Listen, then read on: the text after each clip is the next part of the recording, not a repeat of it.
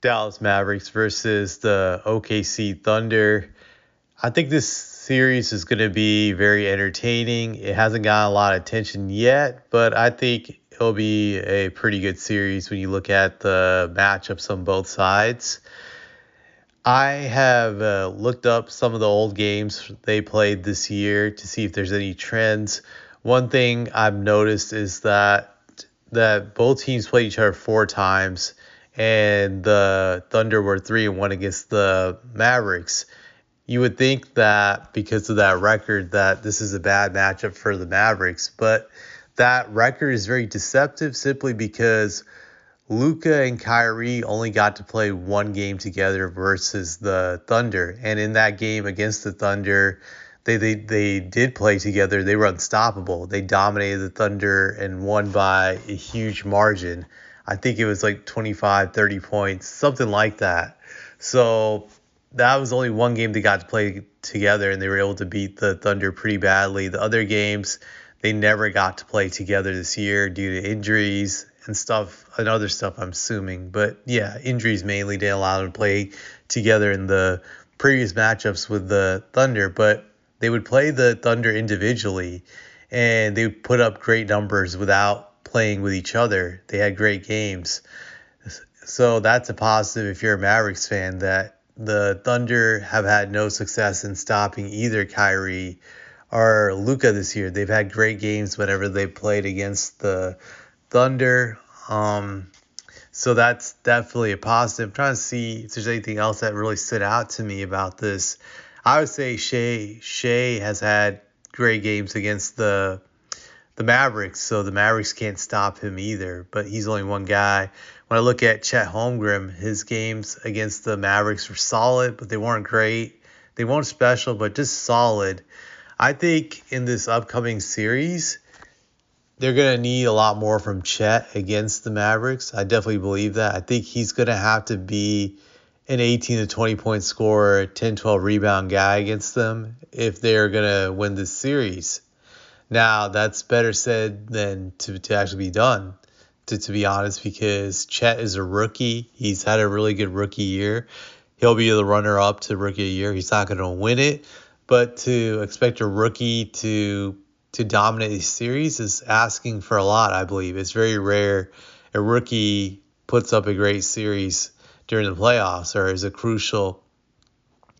crucial in leading a team to a victory in a series, I would say, consistently. Chet is just a rookie, so you had to expect mistakes from him. I think this is where it makes the matchup very intriguing. I think both teams are really evenly matched when you look at them, to be truthful. So you have PJ Washington versus Jalen Williams, I believe. And that matchup is, to me, a wash. I think both players are really even. If you compare them stat by stat, they're very close in skill. Granted, Jalen Williams has had a great year, 19 points, 4 rebounds per game. But I think PJ cancels him out in that matchup. That they'll cancel each other out. Now, the Thunder have a huge matchup advantage with Chet Holmgren versus Gafford. Gafford's a solid player, but I don't think Chet's going to dominate that matchup that easily. I think Gafford will be able to slow him down to some degree. And it's like I said, Chet needs to get 20 and 10 in this series, average 20 and 10. I really do believe that for them to win. And then you look at Luka versus Josh Giddey. I think that's who's going to guard Luka.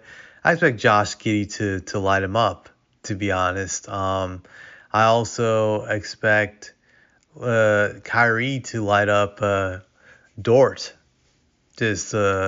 I do think Kyrie's going to have a huge advantage against him in this series where he's going to get whatever he wants, whenever he wants in the game against him. I'm trying to see if there's anything else that sticks out. But yeah, I think Kyrie will definitely school Dort in this series. It'll be interesting to see on the Mavericks and how they defend Shea. I think obviously that's going to be a challenge for them. The guy to look for is Derrick Jones Sr. He's going to be, I think, the primary defender on Shea. If he can slow him down, I think that would be huge. But so the way I look at this matchup is the Thunder had to figure out how to slow down both Luka and Kyrie. Both of those guys have owned them individually during the regular season. And I think that's going to be very hard to be able to stop both of them, while the Mavericks have to figure out how to slow down Shea. That's only one guy. Chet has not dominated the Mavericks this year, so they just had to focus really on slowing down Shea, which I think will be interesting how they do that. And I think this is why I give the Mavericks the edge in this series, because it's kind of like 2 versus 1. And when it comes to legit stars, Chet is a good player, but I won't call him a star yet. He's not there yet.